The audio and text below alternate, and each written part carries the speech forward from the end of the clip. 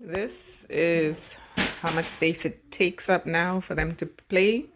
So they start off here, they have a tent, and they have a little ice cream shop. They have their kitchen and bathroom and living room furniture. They go into the first bedroom that they have. It's closet space. The laundry room is back here. They have an actual classroom. And then they have a second bedroom, which is here, with more or less the same size of furniture, but this one also has a book, computer desk. And then they just have some extra pieces like this chair, and they have some more chairs over here, and a ton of dolls, none of which you're seeing right now. But this is how much space it takes up in this room for them to be able to play with their dolls. This is why we're making the dollhouse.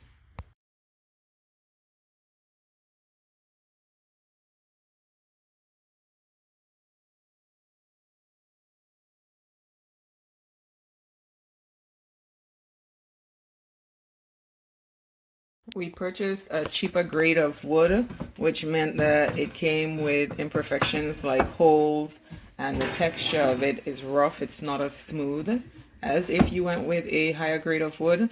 But what we did do was purchase some patching compound and some spackle. And all you do is take it out. It's more like a mud. You spread it out over, we actually spread it out over the entire sheet, and then just let it dry and then sanded it with sandpaper, and that allows the wood to be much smoother as if you had purchased a higher grade of wood. And then you will prime and paint.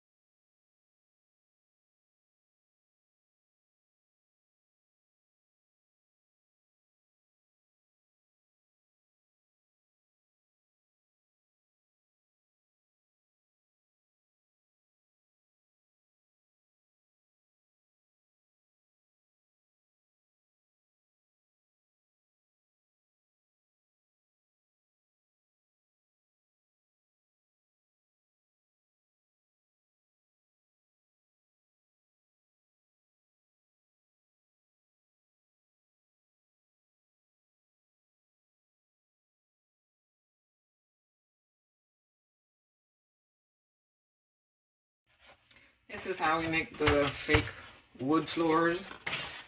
You just take any kind of packaging from cereal boxes or frozen pizzas, whatever you can get. This one just happens to be a popcorn box.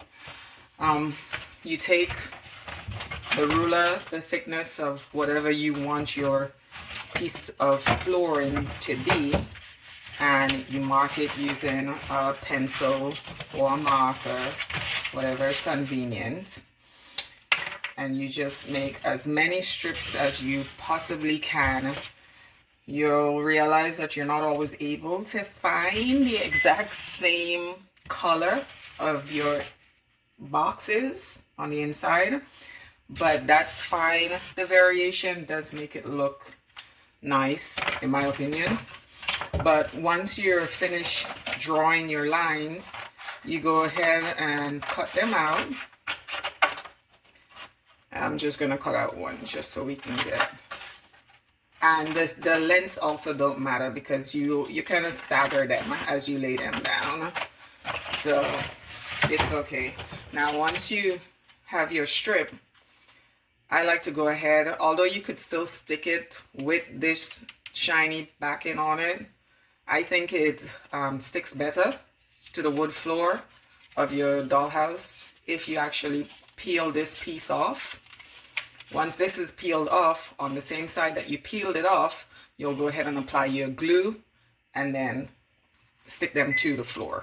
And like I say, you can get, if you notice, these are all different shades.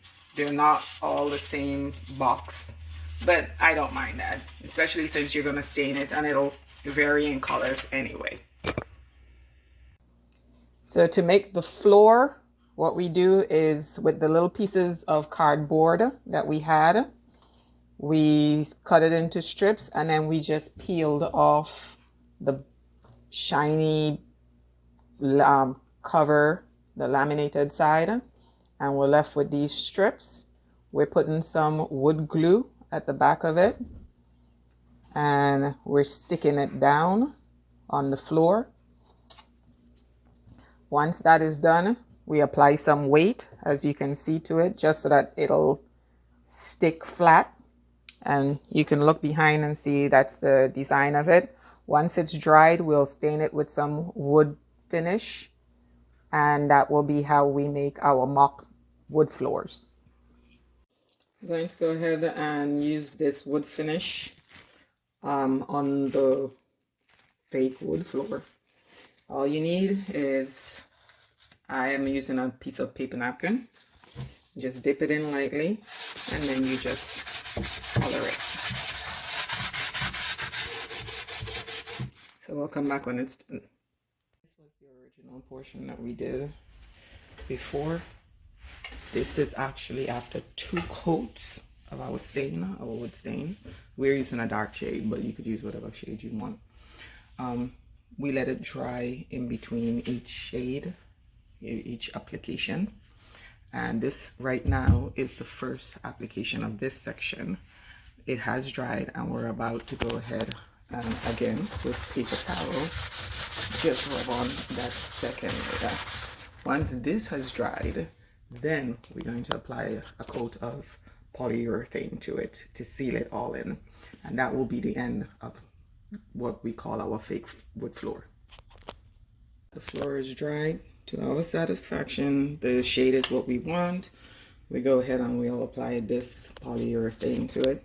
We're using a roller that's made specially for painting things like cabinets and furniture and so on, in order for us to get a nicer, smoother finish. Just like the stain, we're actually going to apply more than just one layer.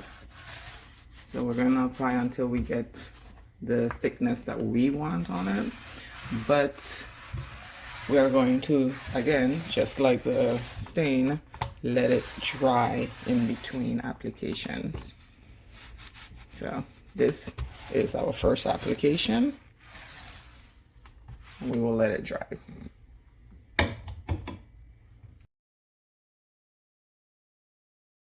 Two of our rooms will actually be getting a tile floor. This one is supposed to be the laundry room. This one on this side is going to be a bathroom. And we decided to go with the tile floor only because we had leftover pieces, scraps from a project that we had already done. This is what it is. It was purchased at Lowe's for approximately, I believe, $1.70 for each sheet, and each sheet was 12 inches by 24 inches. You could buy them by the sheet. You don't actually have to buy a whole box.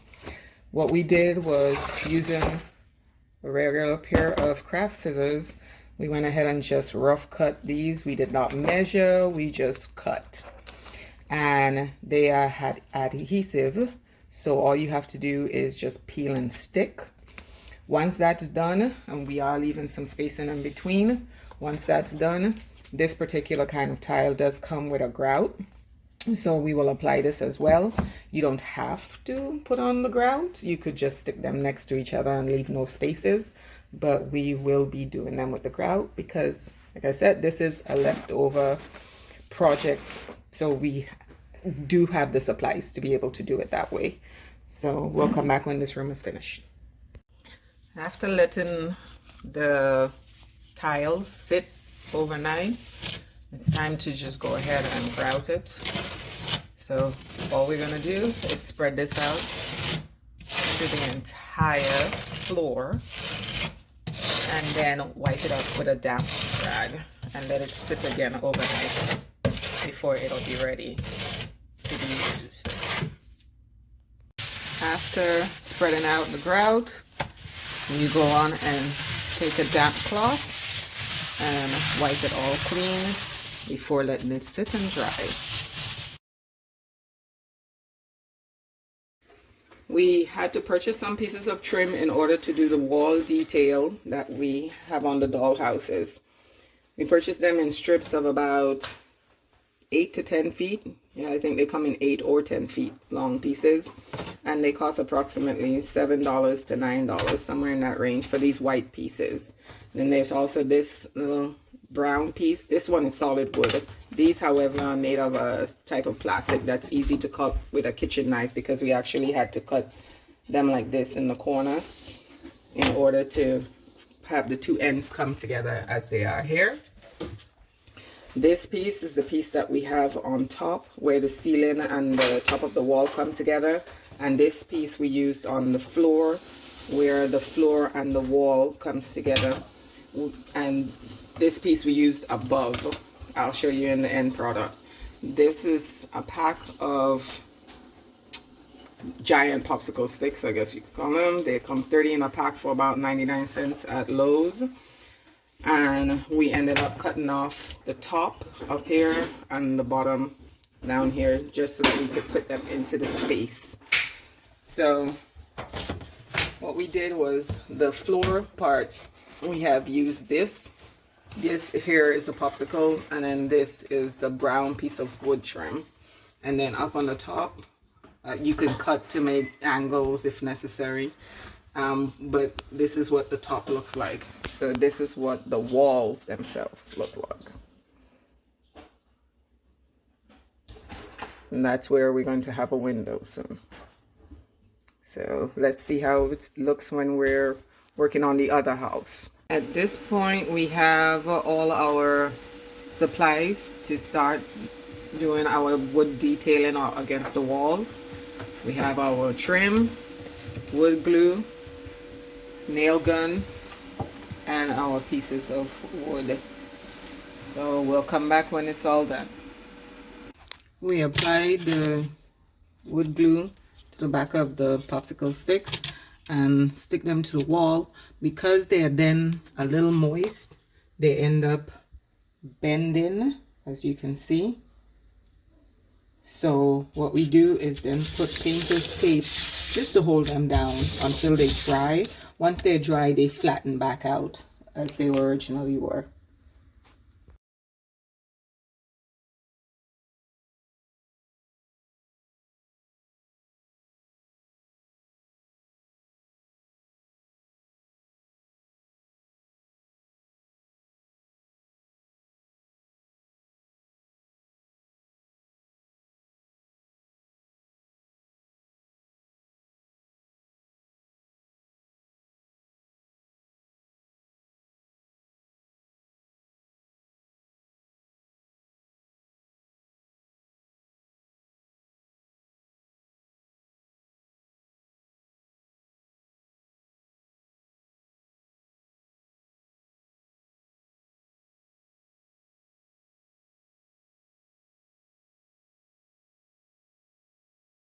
We also wanted to have a light feature so that they could play at night times. So what we did was purchase these fairy lights, which we were actually just going to string up. They were $3 regular price, but they were on clearance for, I believe, 75 cents. So we bought several of them. They come with, you'd need to purchase 2 AA batteries in order to have them work. And they just come with an on-off switch here at the top. But I came across these plastic bowls and decided to make it more of a light fixture feature. So we drilled a hole through the bottom using a Dremel, and we also used some of these Velcro type like strips and put them at the back. We used one long screw depending on how long you need the screw to be. We also put a bolt down there just so that we could have more length, and put the fairy lights inside. So once they're attached to the ceiling of each room, they'll actually light up. So this is what it looks like. Once they're attached to the ceiling, they won't budge. They're good and stuck. The Velcro that we used is holding up the switch, and all you do is turn the switch and you actually have light in the room now. And that's our light feature. We only have one in each room, but you could have put in more if necessary.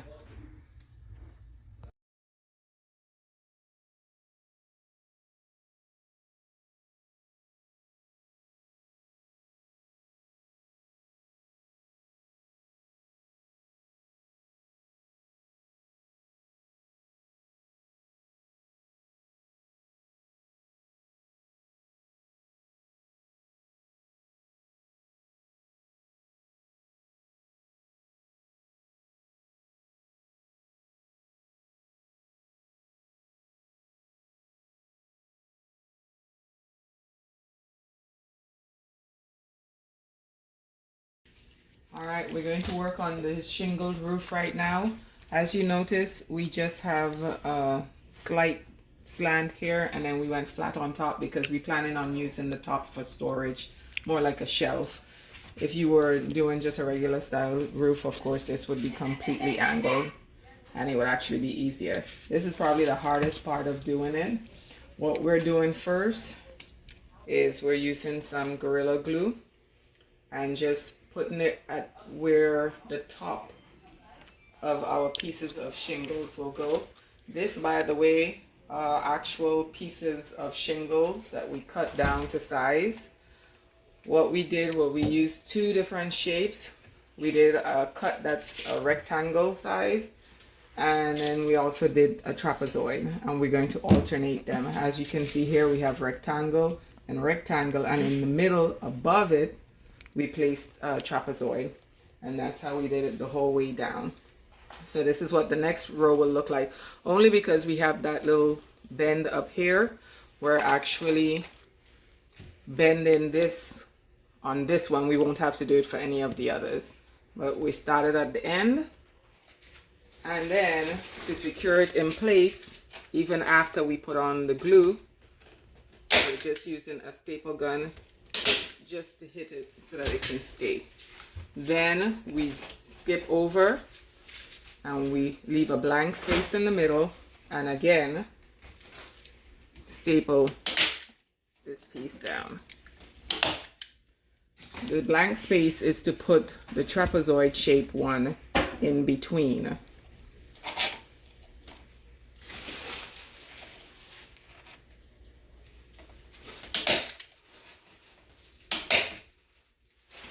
When we do the next layer on top, we'll be able to cover up the staples by placing the next one on this way. And then once we're all done, just because we don't want the granules falling off over time, we'll actually cover it with a polyurethane coat, and that should seal it and allow for all of it to stay still.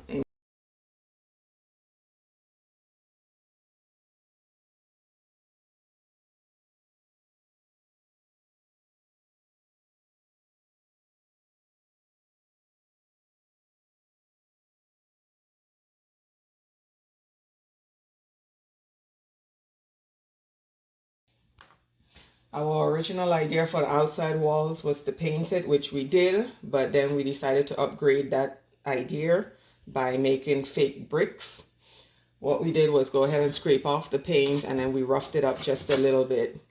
Now, what we're doing for the bricks instead is making a rectangle, cutting off the four corners just a little bit to give it more of a little rounder edge. And then we're applying wood glue to the back of it and just sticking it to the walls. It is staying without any problem. Once it's been dried, what we have tried already and like is to take some of these cheaper acrylic paints that you buy at Walmart. This size is 50 cents, and we're mixing them together so that we can get a color that we like. And these are the four that we've tested out so far. Now, once that's finished, we're going to paint between them in a gray shade of the same acrylic paint. And then finally, we'll go over it with some polyurethane just to seal it all in. Now it's time for us to paint our brick walls. So down here, what we started off doing is going between each piece of shingle with some gray paint. That's our mortar area. And then we decided to go ahead and mix up some colors together. There's a little bit of black, some red, some burgundy, some browns, all mixed in to make this shade that we've put on. How we're applying it is we took one of these pieces of sponge. We just simply cut off a small section of it. We dab it in the paint and then just keep so this, and that's all we're doing. Once we got it more or less covered, we take our second mixture, which has more browns and black in it, and we do again over each brick, same application, which is then giving us this shade over here. And this is going to be our final shade. This is a piece of plexiglass that we're cutting to fit into the spaces that we have designated for our windows. We'll also put some trim around the edges to fit them in. But what we're doing right now is just cutting the pieces. So we've marked them. We're using painter's tape to avoid it from cracking. And we also used a marker to mark the cut that we need to make. And we're using a diamond head Dremel bit to cut, but I suppose you could use a saw, a jigsaw, or something else that you might have on hand. So here we go.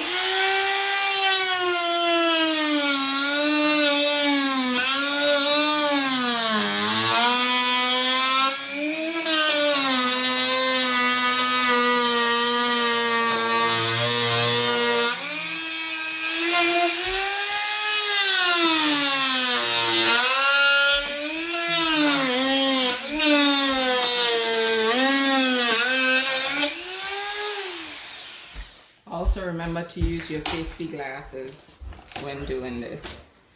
So all we need to do now is just use a sandpaper to take off these rough edges, and then we'll be able to install them. We finally gotten around to installing our windows now.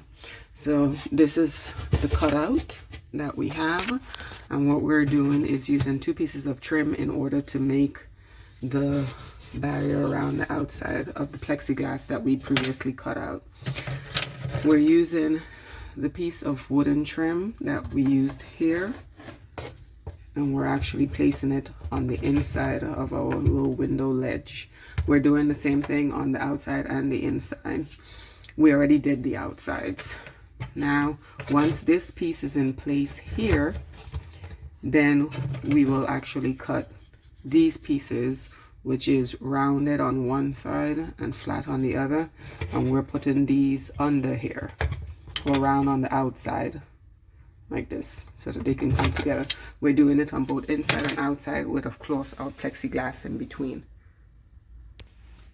Once we're finished with the trim, this is what it'll look like. We already have our plexiglass in between the inside and the outside, and we've taped because we're going to actually mud any of these little cracks and imperfections that we have, and then we'll repaint it. So again, this is the wooden trim on the inside, and then this is the other one with the rounded edge down here, and that's what it looks on the inside. Where I already finished doing the outside, so this is what it looks like once it's already been patched and sanded down. Now this just needs to have the paint done to it. This is the one that we're working on right now. It's already sanded on the outside. We're now going to be putting in the plexiglass, and then we will again mud any imperfections, sand, and paint.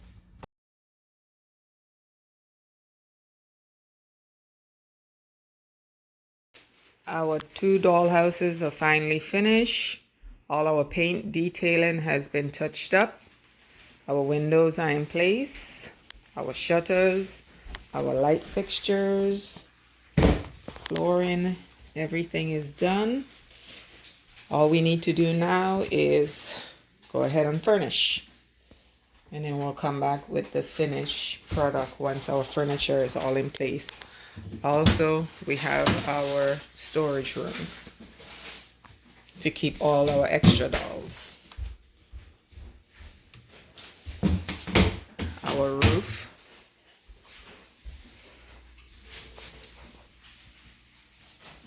And again, our faux brick, which is probably my favorite feature. So there we go. That's our finished products.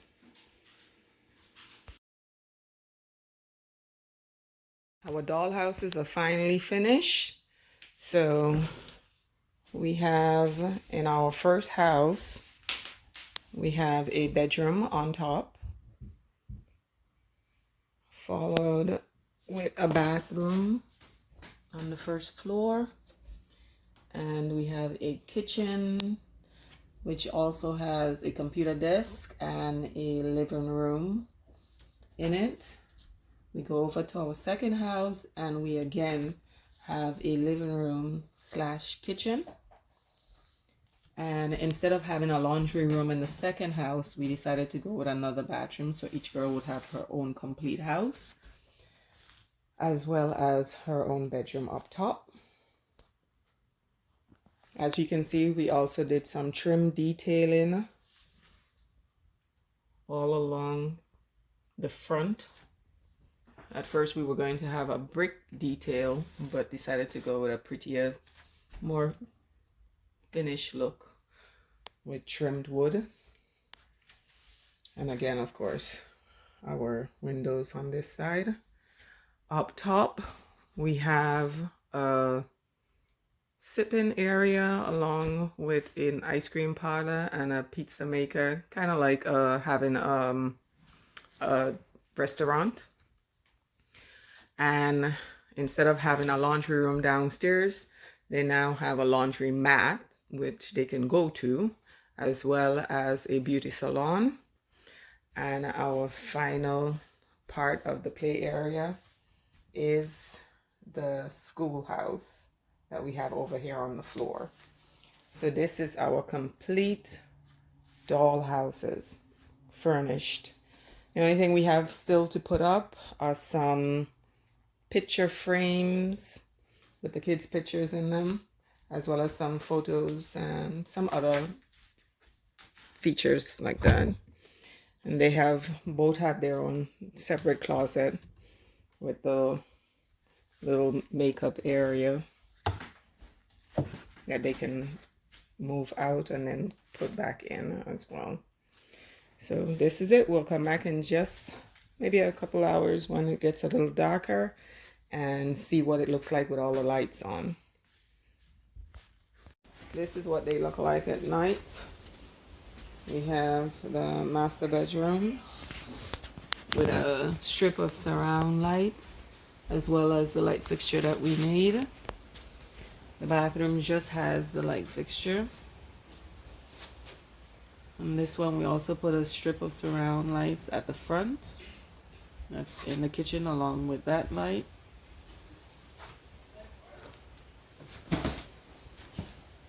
And kitchen on this side and living room on this side, same thing. They had a strip of lights at the top. Again, in the bathroom, we just have the one single light. And then we did the same thing up here with the strip, as well as that. So they would be able to play at night, because otherwise, you can see, it's very dark out here. Thank you for watching.